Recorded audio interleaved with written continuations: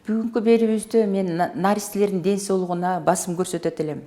Кош бойлуу болгондон соң дароо дарыгерге барып өзүңөрдүн жашаган жериңердеги катталып скрининг, доплер, УЗИлерден өтүп турушу керек. Тийиштүү анализдерди убагы менен тапшырып туруу керек. Тилекке каршы көпчүлүк кош бойлуу айымдар төрөтүүнө эч даярдыгы жок келген убакыт болот. Колдорунда обменный карталары жок.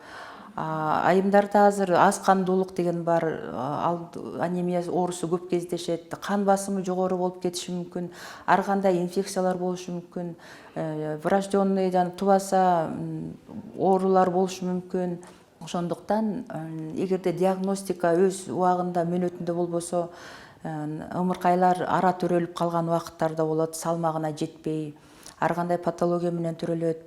Ошондуктан мен айта кетер элем, убагында дарыгерге барып, катталып, анализдерди тапшырып, эртерээк дени сак бала төрүүгө кам көрсөңүз, баардыгы сиздерден көз каранды.